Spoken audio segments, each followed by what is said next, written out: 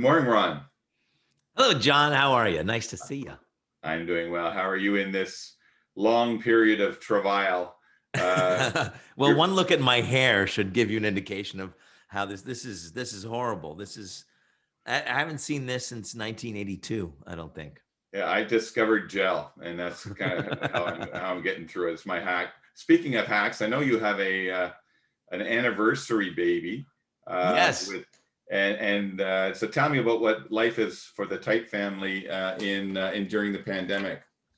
Well, it's been interesting. I'll tell you that. 1 year ago today, the pandemic was declared by the World Health Yeah, Organization, and 2 days later, my wife and I went to a hospital and gave birth to our second child, Ben, who we call our little COVID clock. How long we been in this? How old's he? A year old. Yeah, we've been in this for a year. So it has not been ideal. no, But you know what? All things considered, life is still pretty good. We're very fortunate. that's great to hear. So you have a COVID hack for us before we get started? Uh, yeah, I think I there's there's something called the Stockdale paradox that I've used as Yeah, my guide to this whole thing. So Admiral yeah, Stockdale, prisoner of war for 8 years in Vietnam. And when he got out, Jim Collins, who wrote Good to Great, interviewed him to say, how did you get through that? Like every day getting up, not knowing whether you were going to get out in 8 years. right, And it was such a great response of, I had unwavering faith that we would get out and that I would use it as a turning point in my life that in retrospect, I wouldn't give up. So it right, was this unwavering faith, while at the same time facing no hesitation to face the brutal facts that are before you. So right. this is not something you can be optimistic about. Like maybe we'll be out by Easter. Like no, you get up every day, you embrace the limitations that are put before you, and you know that at some point this will get better. But until then, I'm going to live in the moment. Perfect. Love it. So we want to talk about leadership today, and you wrote a good blog, a great blog on with the allegory of riding the race. But let's start with let's start with that story about the race car driver. So, are you more of a Mario Andretti or a Richard Petty? Probably Andretti because I'm part Italian. Is that? I Yeah, don't that's good. That's a good answer. know. The whole article though is on C2C leadership. Can you give me a definition of that? Yeah, C2C is going from chaos to composure and back again. So, we know that when we hit something like this, something that is fast and immediate, and I mean, world's economy is shut down and supply chain is completely out of whack, all that. So you're in that state of chaos. And so you need to consciously bring yourself to a state of composure so that you can analyze the situation, you can see where you're at, and you can kind of chart a path forward. Right. But the why it goes the other way from chaos to composure and then from composure back to chaos is because far too often I think people, once they hit a state of composure, that slides into complacency. Right. You can't do that. So you have to, once you've hit that state of composure, you need to reintroduce chaos and start kind of turning stones over and rocks over, looking at your process, looking at the problems, looking at what's going on in your category, and looking at what new problems are emerging for your customer base. And so you need to throw out the legacy processes and systems to meet these new needs. So it's C2C, chaos to composure, and Great. composure to chaos, so it doesn't become complacency. That's great. It's kind of like disrupt yourself type of, Yeah. and I think that's great. Um, I want to get into the blog a little bit. You make some, I think, some interesting points. I want to unwrap some of that. Sure. But first of all, I did want to ask, is this topic of leadership for everyone? Should we all, in your mind, aspire to some form of leadership, or is leadership the few versus the many? Well, I think that depends on your definition of leadership. And sometimes, often people think leadership is, people who have, they got 25 people reporting to me. So I'm a bigger leader than somebody who's got 12 people. And of Right. course, that's not right. So my definition of leadership is, taking specific actions based on the information you have to improve the lives of the people around you. So it's taking specific action. So it's not like I go with my gut. This is my thing. That's not leadership. It's Right. specific actions. Secondly, based on the information you have before you. So your input might change, your opinion might change as the data changes. And then thirdly, to improve the lives of the people around you. Now that, yes, may include people who report to you. It may include customers and colleagues and peers, but it should really start with yourself. And then that might sound wanky, in terms of a leadership, you got to lead yourself, but it's true Oh yeah. that those things, you have to improve the life of you. And that is a leadership thing, to lead yourself, especially when it's so easy to just retreat back and do nothing. So yeah, I think it is for everybody. Great answer. And I think that's right. And that I wake up every morning and I'll have a set of emotions that I'll have to, put aside because I have to be a leader and I have to go forward with confidence and remember those things that give me confidence every day. And you know what, John? Sorry if I'll just add on to that. Yeah, please I do. think what we've seen in the pandemic is that we've seen a bunch of people. And so if you're out there and you're watching and your first reaction was, I didn't sign up for any of this, well, then you're not a leader. You took the job for the ego, for your Right. ego. But Right. true leaders, I think, genuinely want to take see this as an opportunity to improve the lives of the people around them. And that is when real leadership needs to step up. All No. those people who took the promotion just because they wanted more cash, that's not leadership, that's ego. That's perfect. So I want to talk about the first point you make in your blog, which is about the corners. And I've never thought about that. You make the strong point, others have made it as well in the race car business, that the race is won in the corners and not on the straights. Is that correct? And why is that? Yeah. So this is what happens in a traditional Formula One or NASCAR, kind of race. Drivers in a straightaway, and it's easy to win in a straightaway. You gun it. You just gun it. You put the pedal to the metal, and whoever proactively built the best car and the bigger engine, well, then you're gonna win the race. But that's not where races are won. Races are won in the corners because that's where skill comes in. Right. And so what a driver does is the first thing they do when they enter the corner is they slow the car down. They're going from a state of chaos to a state of composure. And they have a dashboard in front of them with all the data that says how composed they are. Now, once they hit that state of composure, amateurs like you and I, certainly like me, you'd probably think like, oh, well, you just wait till the corner's over and then you gun it again. But real drivers know like, you win the race by accelerating in the middle of the curve. That's how you win a race. And the earlier you accelerate, the bigger and greater your momentum is when you leave the corner, whenever the heck that is. And so that's why this whole, you need to reintroduce chaos. You need to accelerate in the middle of the corner. And that gives you great momentum and you get to lap everybody who waited. And I think that metaphor is another thing that kind of like a COVID hack for me is this constant reminder of you need to accelerate. And that can mean, accelerate can mean energy and attention. It can mean investment. It can mean pivoting. It can mean a bunch of different things, but accelerate you must. Yeah. And do you think that this is commonly held view or are there? No, this is the proprietary view that I'm selling out in. Yeah, no, I'm not saying that. It's like if everyone, there's a competitive advantage that comes from accelerating through the corners to take advantage of the opportunity you have. Like the rest of the world may not be doing that, is my point. You're right, because they hit that, they go, whoa. World's economy is shutting down. Let's just stop for a second, right? And they look at the dashboard and they just become complacent out of fear. Right. Oh, we can't overinvest. And I get the reality. I own a 20-person agency. I mean, I get the realities of small business, that it would be great if cash flow was endless. It is not.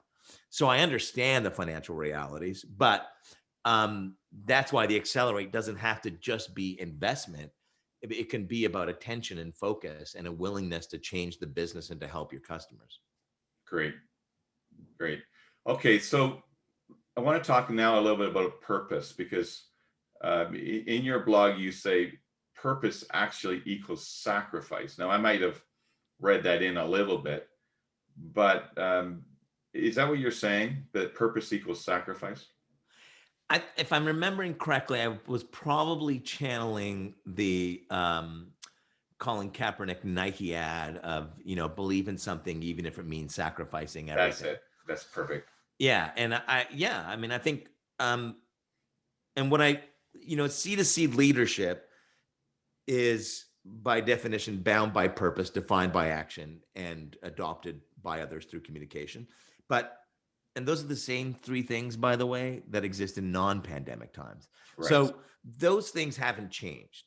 And I think there were a lot of organizations who played the purpose card leading up to COVID, going, "We have a wonderful purpose." Yeah. And what they mean by that is they took their senior leadership team and they went up to the Deerhurst or the Collingwood or somewhere, Yeah. and they huddled around a flip chart, and they're like, "We need a purpose," and someone's like, "I hear, equality is great," and they're like, "Amazing, we're writing that down, and that's going to be our purpose." And they wrote beautifully sounding purpose statements, and they put them into decks, and they put them on signs on their wall. And then when the reality hit, when the business was turned upside down, people were like, "Oh, we only believe in that during the good times." Right. This is a different environment. And like, then it's not purpose. It's not. So I think people have co-opted purpose. I think they've misunderstood purpose. I think purpose has become, it's become a couple of things. Either it's become some sort of philanthropic or cause marketing thing, right? We believe in equality.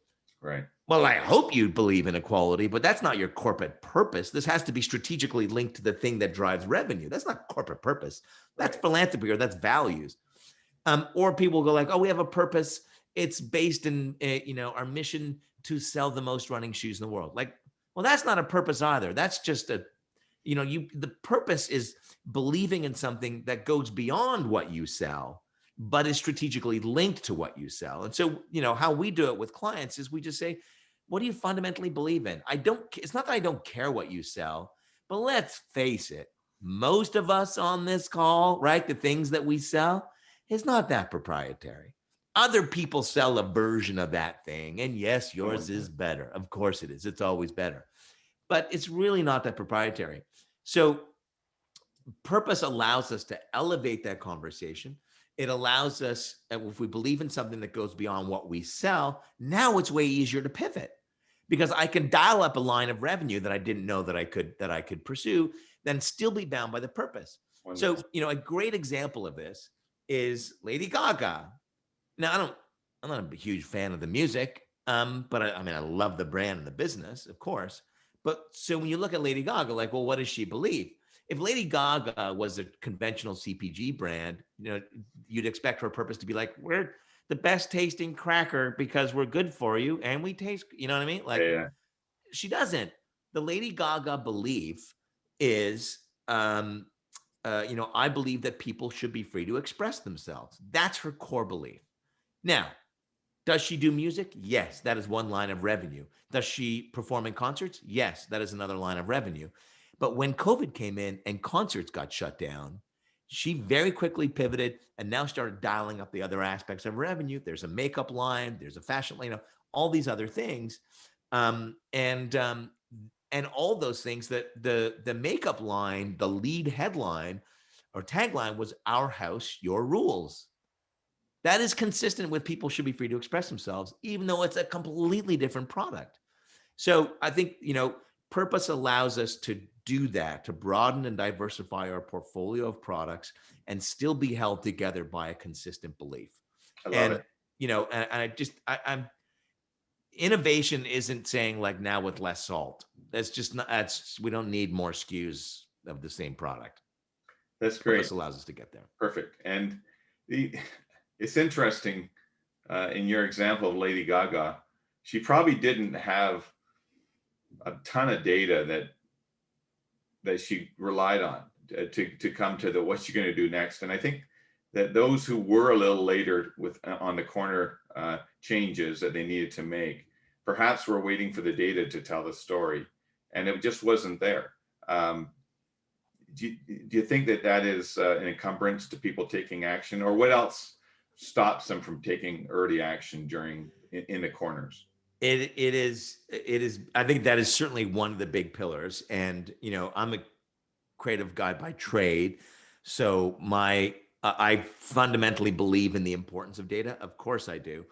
But I also think that we've become way too accustomed to having this data make decisions for us.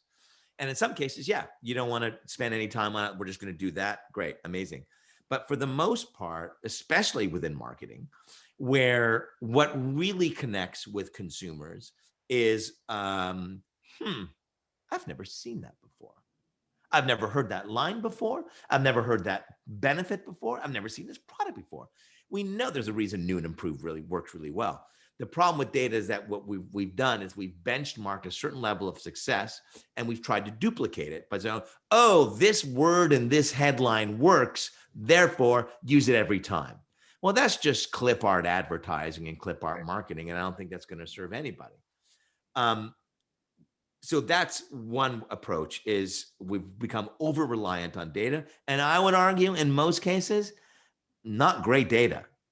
I mean, data that we still don't have real attribution models in a lot of organizations. So I think people have become, they're afraid to make decisions on their own and lead with their gut when the data doesn't have the answer for them. Perfect. The next recommendation you have is over communicate, communicate well, communicate. But then you talk about directly about authenticity and transparency. It's kind of a quick jump from, you got to communicate well to being authentic, being transparent, which is kind of core attributes of someone, right? Yeah. Yeah.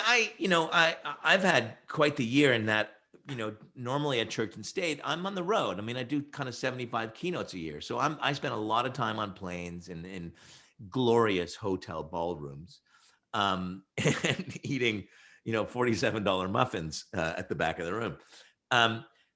And the second that went away, that I wasn't getting on a plane anymore, I dialed right back into the agency.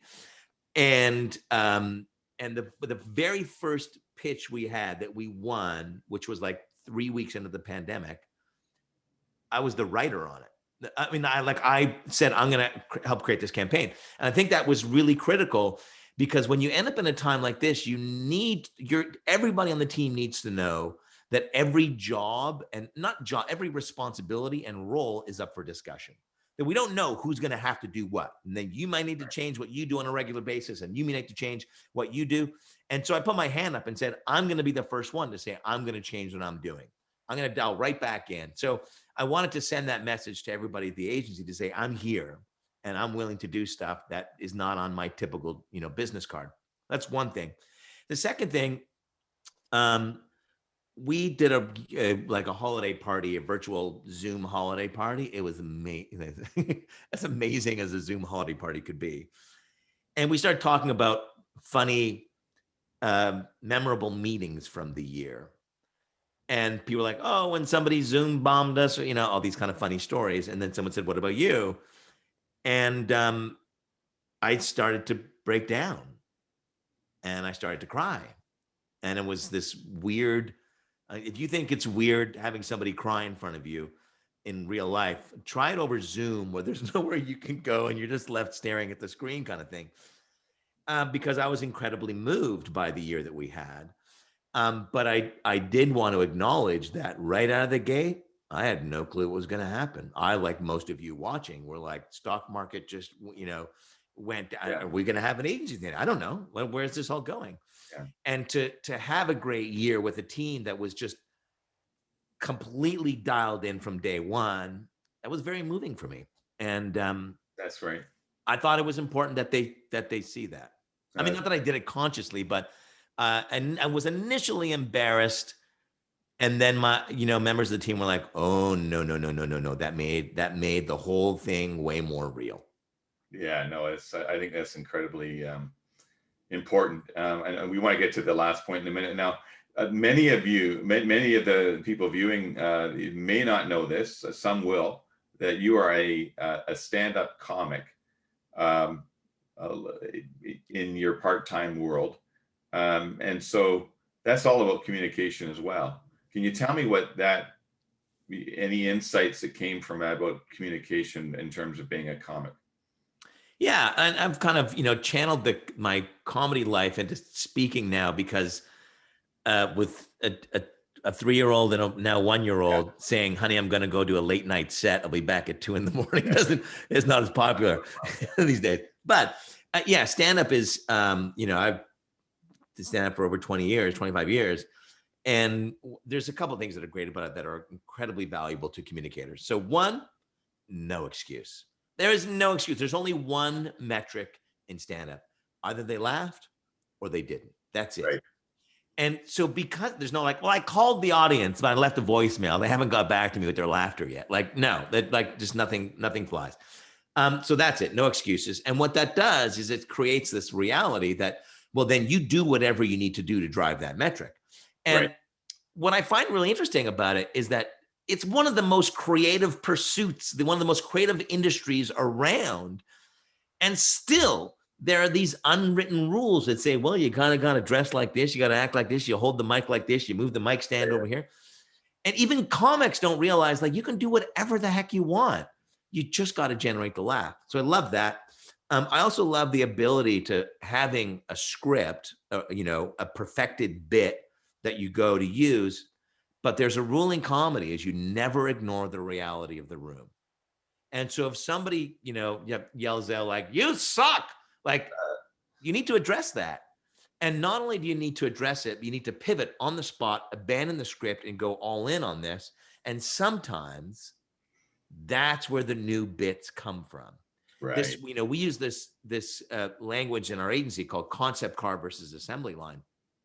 Assembly line is where you make your money. It's your efficient process. But every once in a while, you need to develop stuff just for the sake of doing it. And that's where the gold comes from. And when you get the gold, you move that into the assembly line. And so if you're innovating in marketing, that's a way to try that out. Because what most marketers do, they leave a thing from this or, like this or a big conference and they go, "I got 400 things I'm going to implement all at once." And their team hates them for it. Yeah. Opposed to saying, this is a concept car. We're going to do it to do it.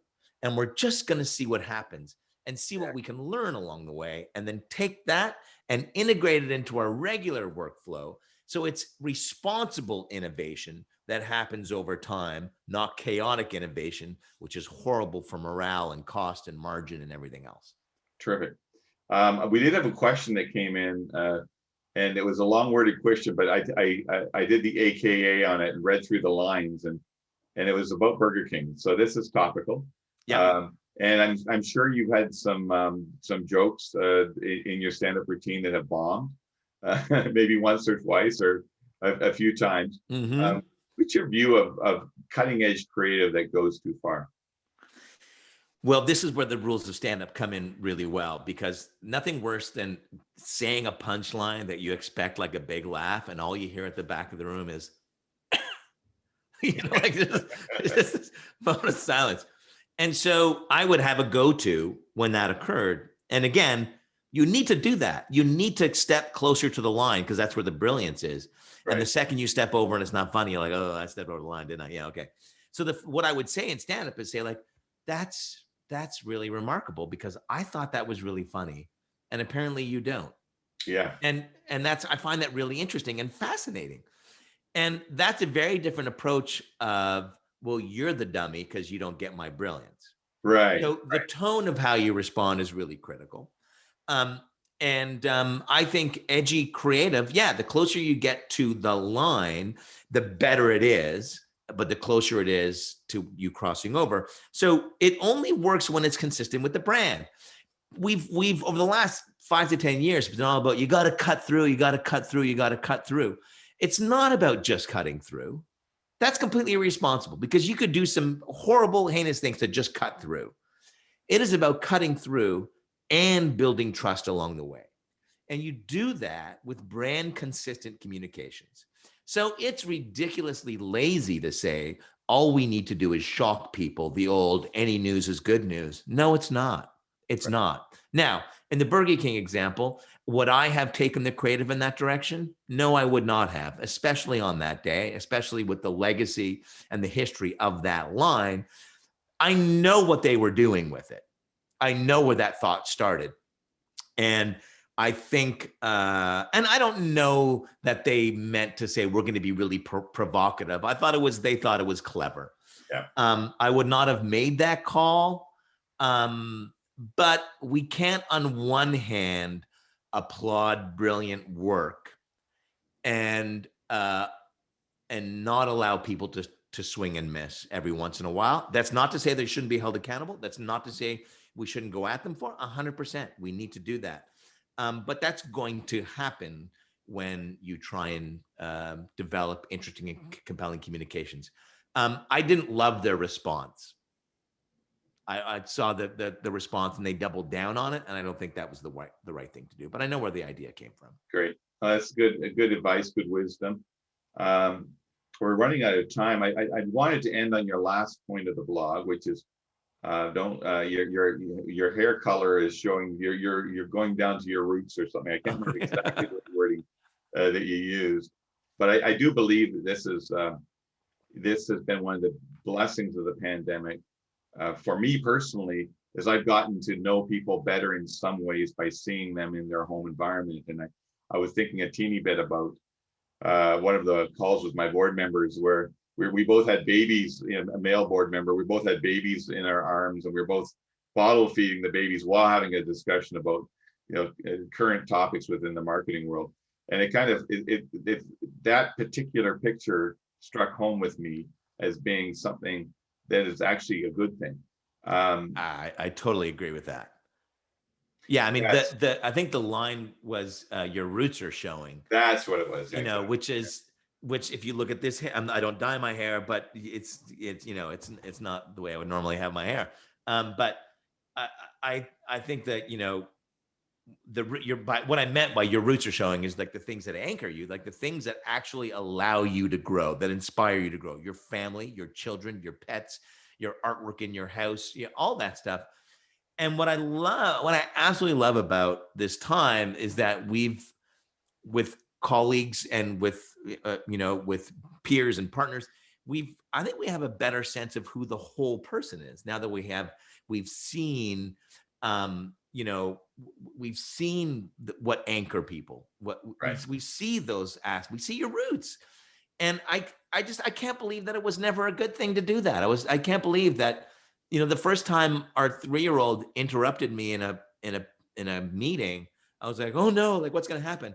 And I immediately like, oh, I don't care. And I put him on my lap and like, yeah, let's do that. And I can't believe that we ever had a time where that wasn't cool. Yeah, I agree. So I think I've got to know my colleagues and our clients in a way deeper way because I get to see their roots. I absolutely love it.